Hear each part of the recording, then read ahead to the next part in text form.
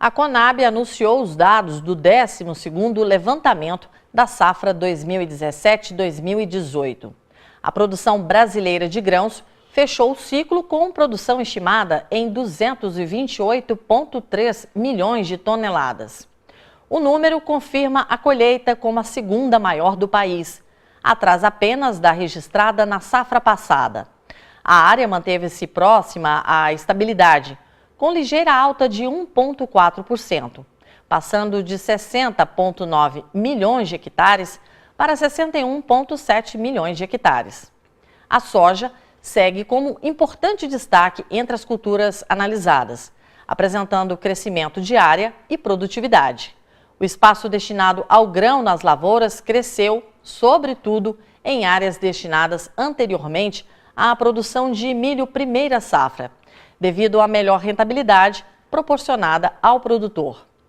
O desempenho da safra atual só não foi melhor devido à produtividade, que registrou queda em nível nacional de 5,2%, impulsionada principalmente pelo desempenho do milho segunda safra em quase todas as regiões brasileiras. Segundo a análise da Conab, o atraso no plantio da soja fez com que os agricultores perdessem a janela ideal para plantar, o que gerou impacto direto na produtividade. Dados coletados em 2017 por Atenagro, Secex e IBGE e apresentados revelam que o Brasil possui 164,96 milhões de hectares de pasto, com taxa de ocupação de 1,34 cabeças por hectare, lotação de 0,94 unidade animal por hectare. O peso médio de carcaça foi de 247,67 o quilo e o rendimento médio ficou em 52% e 55%.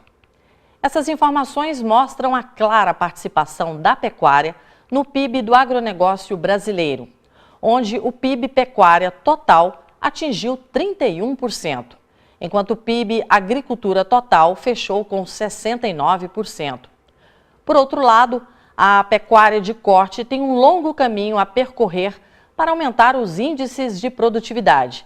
E uma maneira mais eficaz e sustentável de fazer isso é manejar a pastagem do mesmo modo que o agricultor trata a lavoura de soja, milho e algodão.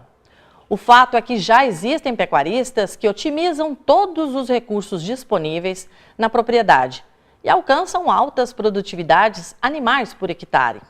Agora, nas culturas agrícolas, as diferenças entre as produtividades média, mínima e máxima são pequenas. Por exemplo, na cultura da soja, a produtividade média na região dos Cerrados está próxima a 60 sacas por hectare, a mínima por volta de 40 sacas por hectare e a máxima por volta de 90 sacas por hectare. É uma diferença que oscila entre 32% e 52%. Os dados de novas inserções de imóveis ao SICAR, o Sistema Nacional de Cadastro Ambiental Rural, ao longo de um ano, revelaram que a participação do setor rural brasileiro na preservação ambiental é maior do que o estimado na primeira análise, em fevereiro deste ano. Agricultores, pecuaristas, silvicultores e extrativistas destinavam à preservação da vegetação nativa mais de 218 milhões de hectares, o equivalente a 1/4 do território nacional, 25,6%. Os números foram coletados pela Embrapa Territorial de São Paulo, a partir das informações mantidas no SICAR pelo Serviço Florestal Brasileiro.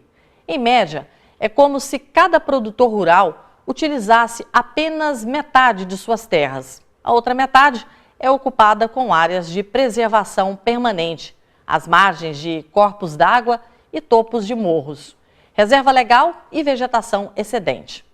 O Centro de Pesquisa estimou o valor do patrimônio fundiário imobilizado em preservação ambiental e chegou à cifra de 3,1 trilhões de reais. Mapeada detalhadamente pela Embrapa Territorial, a área total destinada à preservação, manutenção, proteção da vegetação nativa no Brasil ocupa 66,3% do território. Nesse número estão os espaços preservados pelo segmento rural, as unidades de conservação integral, as terras indígenas, as terras devolutas e ainda não cadastradas no SICAR. Elas somam 631 milhões de hectares, área equivalente a 48 países da Europa somados. Até 31 de janeiro deste ano, estavam cadastrados no SICAR pouco mais de 4,8 milhões de imóveis e 436,8 milhões de hectares de terras. Essa área já supera em 30% o que foi identificada no Censo Agropecuário 2006, o último disponível. Pesquisa inédita contratada pela Associação Brasileira de Criadores de Suínos trouxe diversos dados importantes para o setor e faz um balanço do que pode ser melhorado na suinocultura nacional. O documento foi elaborado pelo Kantar World Panel, um dos mais respeitados institutos de pesquisas internacionais. Um dos destaques da pesquisa foi a frequência anual de compra de carne suína dos consumidores. Em média, os clientes finais compram a proteína 7,5 vezes ao ano. A sazonalidade é outra grande janela, já que o consumo é menor nos meses de janeiro, fevereiro, setembro, outubro e novembro.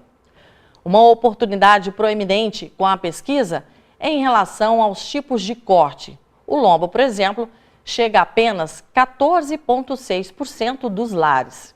Outros aspectos, como regionalidade e faixa etária, também puderam ser observados com o levantamento. No Norte e Nordeste, 32% da população não consome carne suína. Em relação à faixa etária, mais de 75% dos jovens até 29 anos compram carne suína, menos que a média nacional. Entre os pontos positivos estão os números. 3 em 4 lares no Brasil consomem carne suína, o que significa que a carne suína chega a mais de 40 milhões de casas, com 75% de penetração na cesta de compra dos consumidores. São mais de 430 milhões de toneladas consumidas ao ano, com um retorno de 5,9 bilhões direto do consumidor. E depois do intervalo, você vai ver que setores do agronegócio brasileiro devem ter o maior crescimento em exportações nos próximos 10 anos. E mais, a cada R$1 de faturamento em uma fazenda de pecuária, outros R$ 4,50 circulam em diferentes etapas da cadeia produtiva. Eu volto em um instante.